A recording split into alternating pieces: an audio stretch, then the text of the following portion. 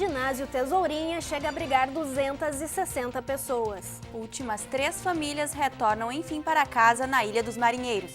Aumenta o número de negros nas universidades brasileiras. Mesmo assim, eles são apenas 20% do total de alunos. Rio Grande do Sul agora é a terra do sushi. Nos últimos 3 anos, abriram mais restaurantes japoneses do que churrascarias. Isso tudo você confere agora no Jornal Experiência.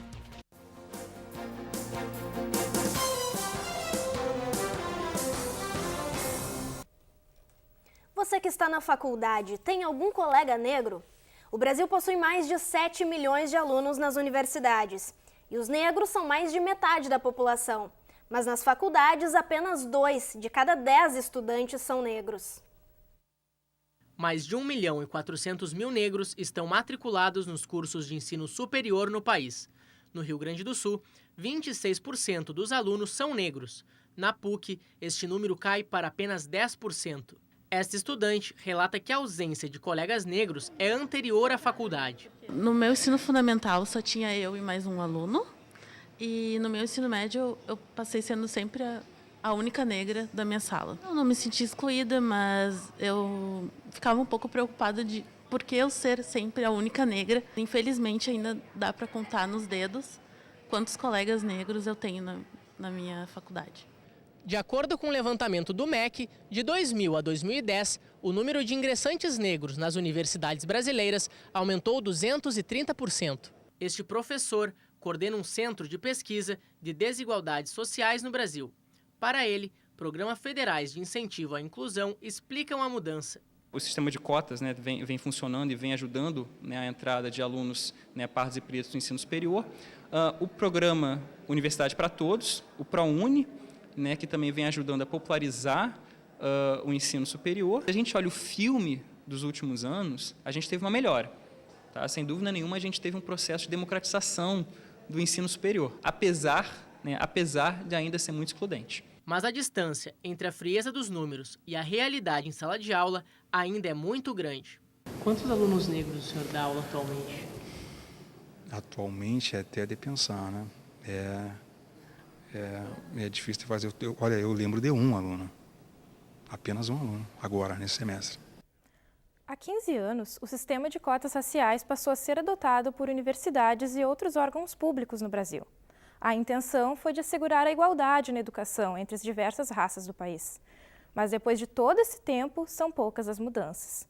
O número de cotistas nas universidades cresceu, segundo o IBGE, um aumento considerável, mas como a reportagem mostra, os estudantes negros ainda são minoria. Uma aluna que desde o início da vida escolar é uma das únicas negras em sala de aula. Um professor que precisa se esforçar para lembrar quantos alunos negros existem nas turmas. O problema vai muito além das universidades. Começou cedo, quando o nosso país foi um dos últimos a aceitar o fim da escravidão, uma ferida ainda aberta na memória de muitos brasileiros. A igualdade não é percebida como deveria nas universidades, e também no ensino médio, fundamental, na política, esporte e mercado de trabalho. As cotas raciais são, sem dúvida, uma medida importante no meio acadêmico, mas o problema precisa ser resolvido pela raiz. Feira do Livro para Todos. No ano passado, mais de 450 pessoas portadoras de deficiência física visitaram a Praça da Alfândega. A expectativa é que este número dobre em 2015. Mas será que as condições são adequadas para este público? 61ª Feira do Livro de Porto Alegre. Que milhares de pessoas passam todos os anos aqui pela Praça da Alfândega, você já sabe. Mas o que algumas pessoas ainda não fazem questão de entender é que essas pessoas têm diferentes perfis. Por isso que eu estou aqui com a Fernanda e com a Lisa, que são 2 cadeirantes e vão acompanhar conosco o trajeto de um cadeirante pela Praça da Alfândega. Vamos lá. Com licença. Uma cadeira motorizada, ela anda direitinho, sem problemas nenhum. Mas e quem tem uma cadeira manual, pula demais, a dificuldade é muito maior. Se ela estiver sozinha, ela não consegue se locomover sozinha. E aí a gente consegue sim chegar. Essa banca, no meu tamanho, ela é uma banca que dá para ver, mas aí tem muitos livros que a gente não consegue acessar porque ainda é muito alta, né? Às vezes acaba atropelando alguém, né? Porque as pessoas não têm o hábito de olhar para baixo, né? do espaço de acessibilidade da Feira do Livro, eu e o Edson, aqui do Somos Todos para Desporto, vai nos acompanhar nessa empreitada de viver, sentir na pele, por pelo menos uns 30 minutos, o que os cadeirantes aqui na Feira do Livro, na Praça da Alfândega, sentem ao tentar acessar os conteúdos da Feira do Livro. Vamos lá. Primeira lição aprendida: cuidado com os buracos. Então, aqui na área internacional. É força? Bom, olha aí. Segundo aprendizado, rampa não quer dizer facilidade. A gente está atravessando aqui para onde tem o espaço de restaurantes e de os food trucks. Bom, eles têm altura de caminhões e nenhum deles tem um acesso específico para cadeirante. Então, se eu venho para a Feira do Livro sozinho, sem ninguém para empurrar minha cadeira para destravar do buraco, para ajudar a passar quando eu estou segurando alguma coisa, ou para pegar a comida para mim, eu simplesmente dependo da boa vontade de estranhos. No ano passado, nós fizemos atendimento de 450 pessoas com deficiência. A nossa expectativa esse ano é que a gente supere esse número, e isso prova que pessoas com deficiência existem, né? Às vezes dizem, mas são pequenas, é minoria. Não, as pessoas com deficiência não são minoria. Elas são 25% da população, e no Brasil nós somos 45 milhões de pessoas com deficiência. Vocês se sentem público dessa feira? Vocês acham que essa feira é feita para vocês também? Vocês se sentem cidadãs dessa cidade frequentando aqui? Não, de forma alguma. Eu acho que assim, cada dificuldade que a gente encontra aqui na feira, eu acho que é um sinal que eles têm em dizer, vocês existem, mas a gente não tem uma qualidade para dar para vocês. A gente não tem poder aquisitivo para dar tudo que é necessário para vocês, entendeu? Nós não somos vistos enquanto consumidores, entende? E no Brasil, acredito que ainda tenha muito essa cultura de que a pessoa com deficiência não consuma, não seja um público atrativo, entendeu? Uma pessoa que vende livro, o dono de um restaurante, entende? E assim como nós não somos vistos enquanto consumidores, também não somos vistos enquanto cidadãos, ou seja, a gente não é nada. A seguir, projeto USE da PUC garante energia sustentável a baixo custo. E ainda, alunos investem em pequenos negócios dentro do campus para complementar a renda.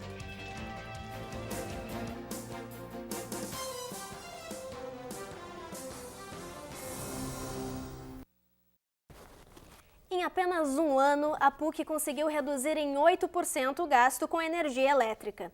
Agora, a universidade quer mobilizar também os alunos e professores. Como fazer para reduzir a conta de luz? A PUC encontrou a resposta e, em apenas um ano, chegou a diminuir os gastos em 8%. As mudanças começaram com a iluminação do prédio da engenharia. Todas as lâmpadas incandescentes foram trocadas por LED. Por outro lado, ainda é difícil mudar a cultura dos alunos e professores. Um exemplo disso são os computadores dos laboratórios, que ficam sempre ligados, mesmo quando não estão em uso. A gente observa que tanto a comunidade acadêmica como um todo, né, tanto professores, funcionários, alunos, no momento que eles passam a conhecer o projeto e o ideal dele, eles têm uma postura diferente, né? Eles têm digamos assim, ações que buscam a sustentabilidade, ou seja, não provocando o racionamento, não provocando a falta de energia, mas sim utilizando ela de uma maneira adequada, somente o necessário, que é isso que preconiza o projeto. A PUC só conseguiu a diminuição de sua energia elétrica por conta do projeto sustentável de energia, o USE. O projeto existe desde 2008 e já realizou mais de 700 ações de eficiência energética na universidade. A ideia é propor medidas de baixo custo para melhorar o futuro. Não custa tentar, né? Se a gente não se propor a fazer isso, eu acho que a gente tem que fazer a diferença naquilo que a gente acredita, né? Que até o professor Edilon sempre fala para nós que nós temos que acreditar naquilo que nós fazemos. E é isso que a gente aprendi aqui. Também existem parcerias com outras entidades preocupadas com o meio ambiente. Uma delas é o Colégio Marista. Essa daqui é uma das ações educacionais que o projeto fomenta, ensinando as crianças, por exemplo, como é que se funciona a distribuição e a geração de energia elétrica. A partir do momento que tem um circuito elétrico embaixo dessa maquete, ela interliga todos esses componentes. O projeto USE nunca acaba. Quando os alunos se formam, outros tomam o lugar deles. A crise financeira que atinge o país fez com que quase metade dos brasileiros procure por um trabalho complementar. Muitos acabam transformando o dinheiro extra na maior parte da renda. Esta estudante de Direito vende 100 trufas por dia dentro da sala de aula. Foi o jeito que ela encontrou há 3 anos para complementar o salário. Hoje, essa é a única fonte de renda dela, que pode chegar a R$6 mil por mês. Eu comecei para complementar a renda, eu trabalhava numa loja, daí começou a ser muito bom, daí eu larguei a loja e comecei a trabalhar só com isso, daí virou minha única renda.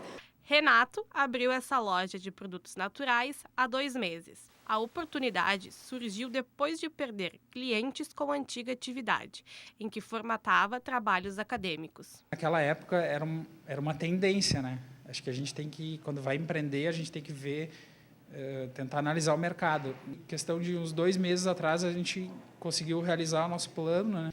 Que é trabalhar com o bem-estar das pessoas, nutrição saudável. De acordo com a pesquisa realizada pelo Data Popular, atualmente 42% dos trabalhadores formais realizam bico para complementar o orçamento familiar. A região sul se destaca por ter o maior número de empreendedores no Brasil.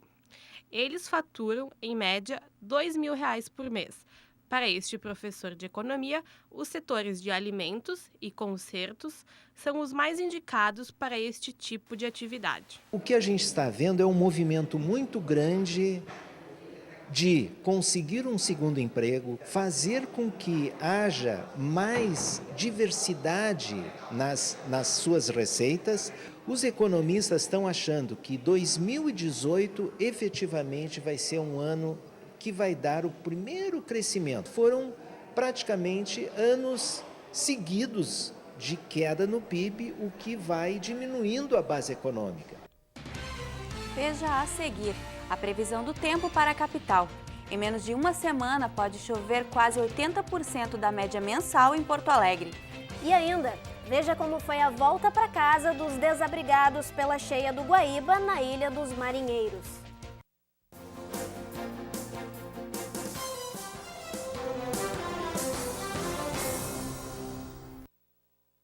Agora a previsão do tempo. Em menos de uma semana, Porto Alegre pode registrar quase 80% da média de chuvas para o mês. A média histórica é de 104 milímetros em novembro e a estimativa é que chova 80 milímetros até sábado. Veja os detalhes com Maria Carolina. A frente fria que chegou ao estado ontem tem causado chuva forte e transtornos. O ar polar deve avançar pelo mar, mas nuvens carregadas vão continuar crescendo sobre o Rio Grande do Sul. Há risco de chuva forte, pelo menos até sexta-feira. Porto Alegre pode chover 80 milímetros até o fim de semana. Confira os detalhes no mapa. Amanhã, a temperatura mínima deve ser de 17 graus e a máxima de 26 graus na capital e na região metropolitana. Na sexta-feira, desde as primeiras horas do dia, ocorrem pancadas de chuva acompanhadas de ventos fortes e trovoadas. As mínimas devem ficar em torno de 17 graus e máximas de 27. No sábado, sol entre nuvens e pancadas isoladas, com mínima de 17 e máxima de 25 graus.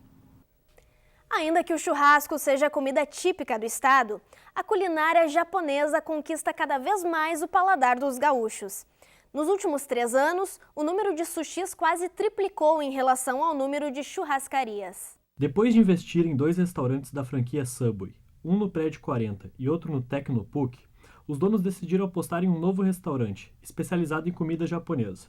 O motivo é que a procura está em alta e a concorrência é pequena. A concorrência só aquece o mercado, no verão aumenta muito a procura e a gente está com uma ótima perspectiva agora, principalmente com esse aquecimento em novembro, dezembro. Nesse restaurante do Prédio 50, a comida japonesa também é encontrada. Desde o início do ano, sua venda já representa 15% de todos os lucros. Com o sushi, né, essa crise não foi tão sentida. Talvez se nós não tivéssemos o sushi aqui dentro do nosso bar, nós teríamos realmente uma redução muito maior no nosso faturamento. Na PUC estão registrados 20 estabelecimentos para alimentação. Entre eles, 12 são restaurantes e 3 vendem comida japonesa. Atualmente, existem cerca de 99 restaurantes de comida japonesa no Rio Grande do Sul e cerca de 131 churrascarias. Segundo o Sindicato de Donos de Restaurante, nos últimos 3 anos foram abertos mais de 47 novos restaurantes de comida japonesa e 17 churrascarias. Nos últimos anos, a comida japonesa vem sendo adaptada ao paladar brasileiro e ganhou preferência entre os gaúchos. Esta descendente de japoneses, Orlana Tamiko, conhece bem os 2 tipos de sushis e tem um favorito. Aqui no Brasil, o sushi, provavelmente por uma questão de paladar, o que ficou na moda é o salmão. Então, se perguntar para mim, eu prefiro o japonês. O drama de 260 moradores das ilhas aqui de Porto Alegre chegou ao fim. No dia 29 de outubro, as últimas 3 famílias que estavam abrigadas no ginásio Tesourinha voltaram para casa. Nós acompanhamos o retorno para casa dessas famílias, depois de 18 dias. No dia 12 de outubro deste mês, o nível do Guaíba alcançou uma média histórica que desde 1967 não atingia, que foi de 2,89 metros. Desde o dia 11 deste mês, as pessoas vieram lá das Ilhas dos Marinheiros, principalmente, vieram aqui para o ginásio Tesourinha. Aqui nesses lugares, nesses ambientes, eles estavam alojados. Ali a gente ainda vê um pouco, tem uma cama, tem colchões ali, provavelmente ainda doados, né, das pessoas. Agora aqui a gente está vendo que tem ainda muito material de limpeza, ainda aqui, que não foram ainda para as ilhas. 20 toneladas de alimentos já foram, então o que está restando aqui são esses materiais de limpeza, tem muita coisa. Tem ainda roupa, são mais de 30 mil peças, muitas já foram também para as ilhas. Aqui é a dona Pamela, ela está aqui com um bebezinho. E Pamela, como é que está essa expectativa para voltar para casa agora, depois de tanto tempo aqui no ginásio? Olha, eu tô louco para ir para casa, não aguento mais ficar aqui. Arrumar minhas coisas, arrumar minha casa. E a preocupação, assim, de deixar a casa lá? Não, porque eu ia quase todo dia lá para ver, né? Para ver como é que tava a água, se tava baixando. Aí ontem eu fui lá, lavei ela. Aí agora é só voltar para casa agora, né?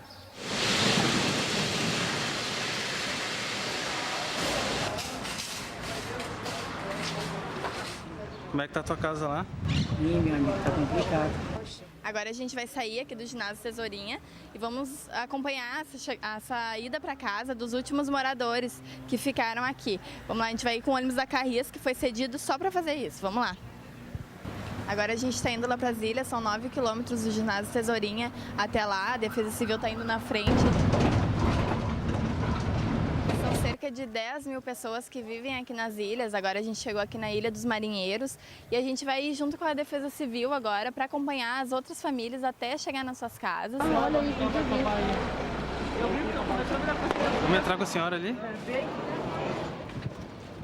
Ah, caiu o armário aí, ó. Ah, caiu meu armário. Olha o fedor de barro que tá aqui. Como é que tá a situação aqui? Esse que tá vendo. Agora que eu tô vendo quando não tinha nada dentro, agora que eles me deram, tô trazendo. Olha, Gil, cuidado pra gente não cair aí, ó. Aqui, ó, tem aqui. Essa é a nossa situação. Até começar de novo, é isso. Até onde a água foi aqui? Ah, tem a marca aqui, ó.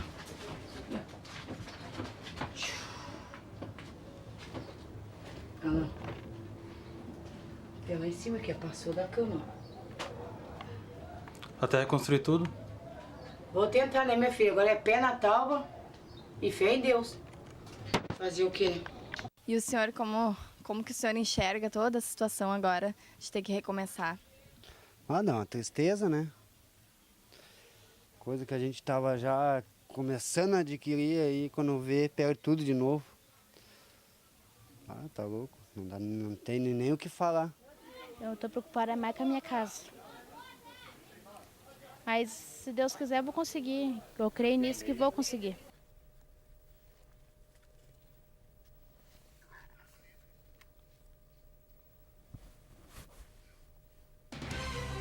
O Jornal Experiência fica por aqui. E não perca a próxima edição com os colegas do próximo semestre. Boa noite.